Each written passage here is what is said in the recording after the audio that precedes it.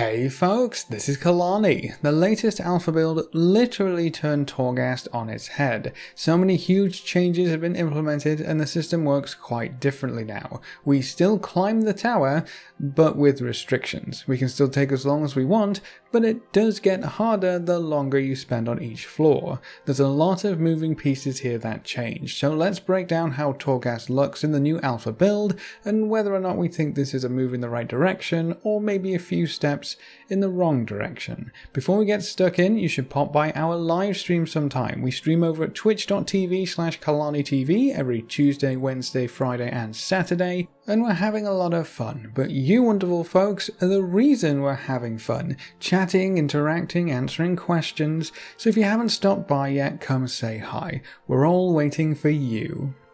Alright, so right from the start you can clearly tell things are different. The previous first floors, or waiting rooms for Torghast, were definitely a work in progress, but this might actually be the finished product, or at least something that reflects the finished product much better. The tower ascends right in front of you, looming above those dark clouds that block your view of anything too high. The tower also does continue down a little bit, which is quite interesting. Just in case you were wondering, yes, you can fall off. You actually get pretty far too before you die, but nothing awaits you down here except a quick death. Behind us we have a big closed door. It's just for looks though, because if you want to leave Torghast you have to use the small portal thingy to the side. That might be placeholder, but probably not at this point. Up the stairs we have a few different sets of portals. On the left we have 3 portals for quest runs. Right now quest runs only have 6 floors each, so they end pretty quickly, and we think these will be tied to a Torghast introduction. And another possibility is that these quest runs will be where the majority of our legendary loot comes from. They did say they want 2 different types of runs in Torghast. The legendary crafting runs, which take maybe 30 to 40 minutes, and then the infinite runs where you can spend as long as you want. So these quest runs with just 6 floors may end up being those faster runs. There's 4 portals total for the quest runs, and up the second flight of stairs there's space for 2 more portals next to the Cold Heart map. So we may end up with 6 different smaller runs with different tile sets and monsters. That's pretty exciting and gives us a bit of variety. If we head down to the other side, this lone portal over here is the Twisting Corridors Torghast run. This is the ever-changing endless run type, except it's not entirely endless. More on that in a little bit. I think they did a fantastic job with the starting room for Torghast if this does end up being the final product, and I think with every build and every update, Torghast looks more and more like Icecrown Citadel. It makes sense, I guess. If Icecrown was built to be a mirror copy of Torghast, there's always going to be some similarities. It looks great so far though. The first major difference that you immediately notice is that we don't have any more difficulty options. Twisting Corridors is just the one portal, so if you want to do more than 6 floors at a time, this is currently your only option, and you will always start on floor 1. The dev team has said several times the difficulty options were only for testing, and Torghast probably wouldn't have actual difficulties when it eventually goes live, so this should be closer to what Torghast will look like when the expansion launches.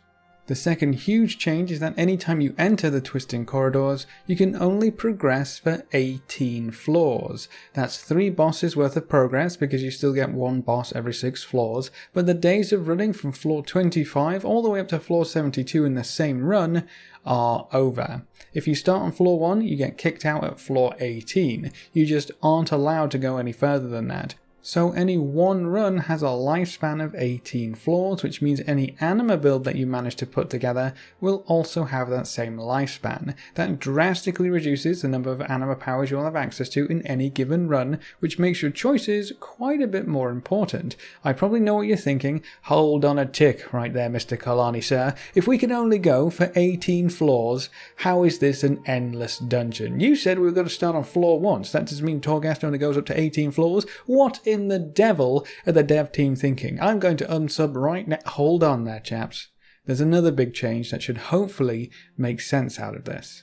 Every 6 floors you ascend, so basically every boss you kill, you will unlock a little checkpoint. That checkpoint will then allow you to start from the floor above the boss you killed. So if you manage to kill a boss on floor 6, you'll then be able to start your runs on floor 7. Kill the boss on floor 12, now you can start on floor 13. We don't know how high this goes just yet, because the higher you start, the harder everything is going to be. Killing monsters starts to become impossible, which I guess might be the point, but your 18 floor progress limit still exists. So if you start on floor 7, you'll get kicked out on floor 24. If you start on floor 13, you'll get kicked out at floor 30. This entire change creates a scenario where you will always have a harder difficulty of Torghast, because you'll always be able to start on a higher level, assuming you can keep climbing. With only 18 floors of anima powers to work with, you will never get to the point that we could in earlier alpha iterations. In one heroic run,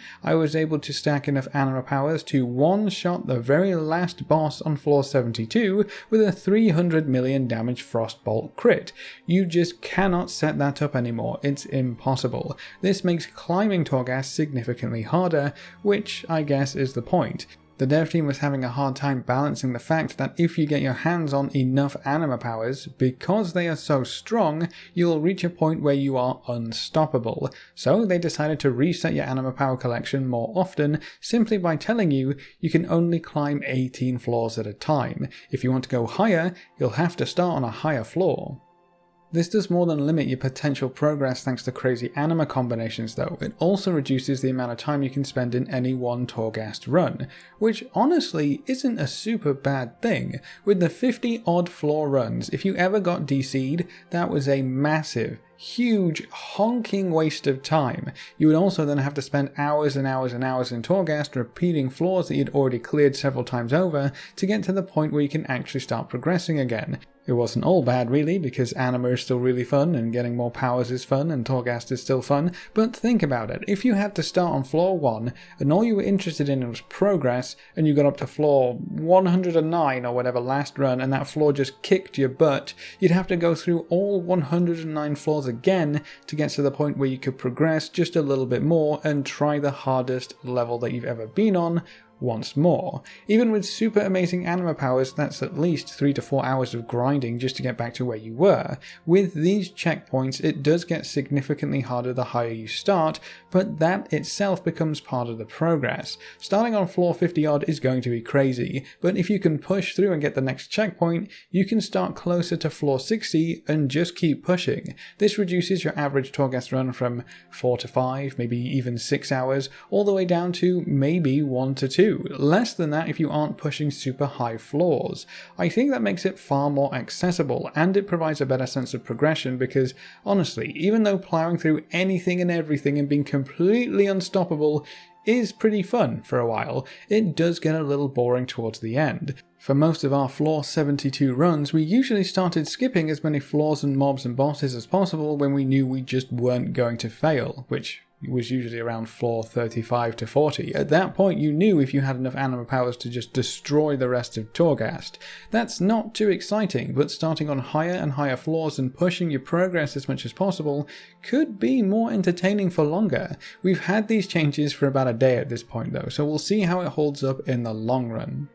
One pretty major negative about this change is that you will reach a floor where you simply cannot progress. If you can't kill a monster on the floor you start, there's absolutely zero chance of progressing past that point. You'll either have to wait for an easy floor to start on, or you'll just need more gear. So you will hit hard limits like we have in Mythic Plus Dungeons right now, where it's just almost impossible, which means your progress in Torghast might become very gear dependent.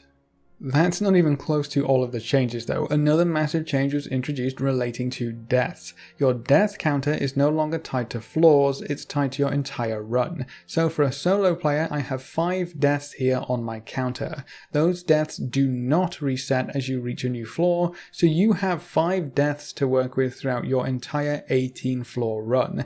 Dying in Torghast just became so much more important to avoid and far more punishing. The Tarragrue will spawn after you've used up all of your lives or deaths. So for a solo player who has a counter of 5, the Tarragrue will spawn on the player's 6th death.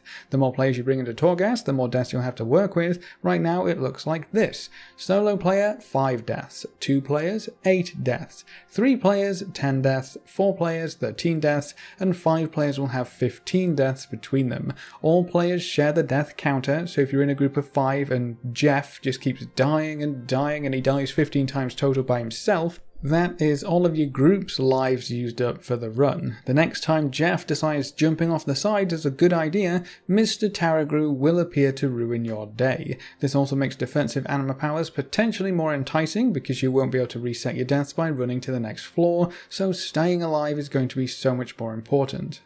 Another very important change that I noticed while trying to skip floors today is that you cannot progress to the next floor without killing the mini-boss guarding the portal. A very popular strategy to keep a run going was simply to run to the next floor whenever the Taragru spawned. If you made it to the portal by using immunities or cooldowns or whatever else, you could reset your death counter so the Taragru stops chasing you and you have another floor to work through with a fresh slate. That obviously can't happen anymore. No more bum rushing the portal, you have to kill the mini-boss first. Which also means if you simply cannot kill the mini-boss because it does too much damage or you broke all your gear or whatever else, that's also going to end your run, even if you have deaths remaining. No mini-boss dead, no next floor. Simply put, you cannot cheese floor progression anymore.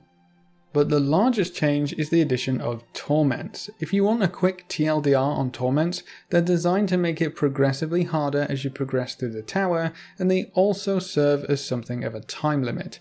You heard me right, a potential time limit in Torghast. It's not a hard time limit in that if you stay in Torghast on a floor for 3 hours you'll get kicked out or die immediately, nothing like that. But if you spend 3 hours on a single floor in Torghast with a torment active, you might not be able to finish it. They're calling them soft timers, and their main purpose is to encourage you to not wait for cooldowns, especially Bloodlust, for every single trash pack you want to pull. Even as a quote-unquote soft timer, I really don't think any time-based restriction fits in well with Torghast. Anything that essentially tells you to hurry up and pull could be a huge mistake in my opinion, but let's take a closer look at what each torment does because there are quite a few of them. We have 6 torments in total right now, and they will start appearing on floor 13 from my personal experience. The torment you will get will depend on the type of area you're in, or the tile set you have in Twisting Corridors. From what I understand, you can also only have 1 torment at a time.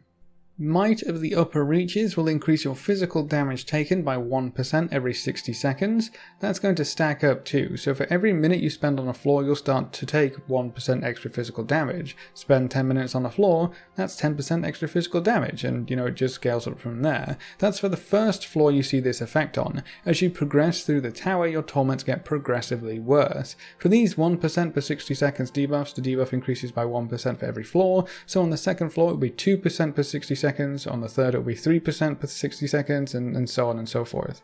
And then you get to a boss room. The boss rooms are still every 6 floors, so a boss will always be your 5th floor with any given torment. So for this physical damage torment, you'll have 5% increased physical damage taken per minute you spend on the floor. That's going to add up very quickly, and it also means that your first attempt on any given boss with a torment active is probably going to be your easiest, assuming the torment will actually affect your boss encounter. If you have a physical damage taken increased torment, but the boss only uses magic damage, well then I guess you lucked out.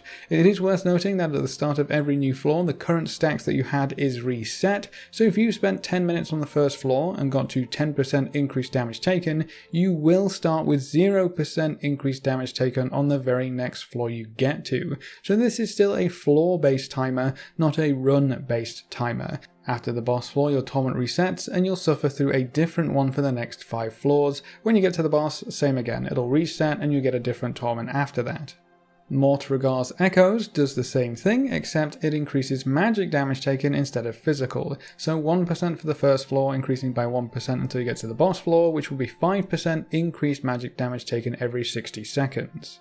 Breath of Coldheart does something a bit different. This one reduces your damage dealt by 1% every 120 seconds, and of course it stacks. Thankfully it is 2 minutes instead of 1 minute, but reducing your damage done is going to be very frustrating no matter what you play. Then as you work your way through the floors, it's going to increase by 1% each floor too. At the boss room you'll have 5% reduced damage dealt every 2 minutes, so you better kill that boss quickly. Fracturing Forces causes a Moorsworn Shadestalker to spawn every 30 seconds while you're out of combat. These minions also have 20% increased health. The stacking part of this effect is the increased health, so on the first floor they have 20% increased health, on the second floor they have 40%, then 60, then 80, and finally 100% increased health on the boss floor. These aren't too bad, unless you finish a fight with low health and then they pop out and insta-gib you. Yeah, that's not fun. These ones really encourage you to not dawdle, because they only spawn if you stay out of combat for a while. If you constantly pull, you'll never see these mobs, but that's not always realistic. Eye of Scaldus is similar, but it causes a different mob to spawn. 2 Moorsworn Seekers every 45 seconds or so while you're not in combat. These are more annoying because they have an AoE fear, and you get 2 of them at a time, so it's potentially more dangerous. These ones have 10% increased health and increase by 10% per floor. The last one is Soulforge Heat, which is honestly another pretty bad one. This one inflicts 1% of your max health as fire damage every 5 seconds. If you don't have any good self-healing, this alone can kill you kinda quickly on the higher levels, especially if you're already taking damage from trying to kill monsters. This also stacks 1% per floor, so you're going to start burning up very quickly. Any stacking effect will reset when you get to a new floor, and the start of every new floor offers you a bit of a break. There's a resting area at the start of every single floor which does a few things. First, it prevents any torments from triggering, so you can stay in the safe area for as long as you want with 0 penalty. Nothing will stack, nothing will spawn, and you won't take any fire damage. Second, it will actually allow you to swap talents here, so if you get to a new floor and fancy changing things up, you don't have to burn a tome to be able to swap talents, and I'm assuming soulbinds around to change your build. That's a nice touch. This safe zone won't always be present though. If you leave it and enter combat, it seems like you can't go back to the safe area. It just won't be safe anymore, apparently. So make sure you're ready to go for an entire floor before you leave that precious little safe spot. There are no other safe or rest areas available like mid-floor, so the next one that you're going to get to is at the start of the next floor, which means you can't really take a break in the middle. If you do need to take a break for whatever reason in the middle of a floor, you'll probably make it unbeatable thanks to the stacking damage increase or decrease, or you'll just die to monsters that spawn out of nowhere. You can happily take a break at the start of any new level, but that's not exactly ideal if something suddenly comes up and you need to leave the computer for a few minutes. So you can see, some of these effects will incur something of a soft timer on your current floor. I don't think timers work that well within Torghast. It's one of the main reasons that players don't enjoy horrific visions, because they're pushed through the entire thing thanks to constant reminders that they are in fact on a timer. They aren't all that strict in the grand scheme of things. You could probably spend a significant amount of time without really feeling too many of these torments on some of the lower levels, and if you plod your way through a floor and complete it in 10 minutes, that's a max of 40% increased physical or magic damage done right at the end of the map. The bosses prove to be more of a problem, where the longer you take to kill the boss, the harder it gets. Not just because of the torment debuff though, but because the bosses have a stacking damage increase as well. So you kinda get double dipped on for bosses, unless the torment is useless.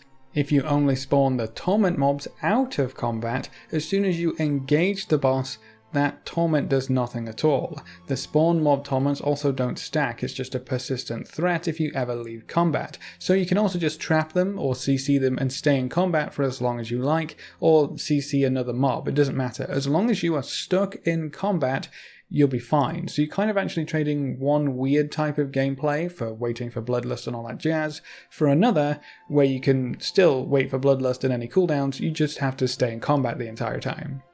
So you could literally just wait as long as you want with those mob spawn torments, providing you can somehow stay in combat with 0 or little threat. CCing a mob is the perfect solution to that. So it is going to depend on the torment, but at the end of the day, you are still being encouraged to move faster. Blizzard actually made a blue post talking about torments and essentially just asking for feedback though. They said that the main goal of Torments is to apply just enough pressure to allow a group to kill all the mobs and explore all of the floor without any real punishment, waiting a bit to strategize and crowd control and maybe even wait for some shorter cooldowns, but if you have to start skipping monsters to make it to the end in time, then that's a big problem. Honestly, I think balancing this is going to be really hard, simply because everyone is going to play at a different level. They had a few notes on what Torments should not do too. Torments should not make Torghast into a fast-paced, time-constrained feature that feels too similar to existing timed features like Mythic Plus Keystones, Horrific Visions, or Island Expeditions. They should not prevent you from taking a break when you need one, and they should not intimidate casual players from playing Torghast altogether. While the actual effectiveness of these Torments isn't that bad in the grand scheme of things, I think it's kind of dangerous to add any kind of time factor to Torghast right now, simply because people don't like it. They didn't like it in Horrific Visions, they didn't like it in Island Expeditions. You risk players not wanting to even give it a shot because now suddenly it has a time limit on it. The whole take a break when you need one thing also doesn't work because you cannot take a break in the middle of a floor without hindering your future progress on that floor, or simply leaving yourself to die to the random spawn mobs. You can take a break at the start of every floor, but that's not necessarily going to line up with when you need to take a break. I understand the dev team wants to limit the capability of players just waiting for cooldowns, and especially in Lust, before any and every trash pack, but introducing these debuffs doesn't feel like a good addition to Torghast. I think the rest of the changes could work really well on their own, with the exception of Torments. The way they are currently tuned, the really good players who know what they're doing will barely even notice them most of the time unless they're pushing super high floors, and newer players might be put off by Torghast because they will get punished for wanting to take things slow. Maybe adding a limit on how many times you can lust on any given floor would be a better idea, but for now I'm going to keep testing the Torghast changes because Torghast is still a lot of fun even with the Torments, but testing them is going to be the only way we can give the dev team some solid feedback on whether or not they're working and why they are or aren't. But that's all the big Torghast changes in this latest alpha build. What do you think from what you've seen so far? Do any of the changes besides the Torments really stick out to you as good or bad? And then what do you think of Torments in their current form? Is it too much of a timer? Or do you think it will be barely noticeable so it's not a big deal? Is any kind of timer, no matter how long or short, just simply bad for Torghast? Leave all your thoughts in the comment section below. If you want to see some of these Torghast changes in action, come join us live at twitch.tv/KalaniTV. We stream every Tuesday, Wednesday, Friday and Saturday, which means we will go live later today at 12 PM PST, so pop by and say hi. You'll probably even get to meet the cats. A big thank you to all of our supporters over on Patreon and our subscribers on Twitch. You can see their names floating by on screen. If you want to join these lovely guys and gals, you can find a link in the description below. Remember to leave a like just below the video before you leave, and if you want to see more, make sure to subscribe. But apart from that, thanks for watching folks, good luck and have fun, and as always I will see you next time.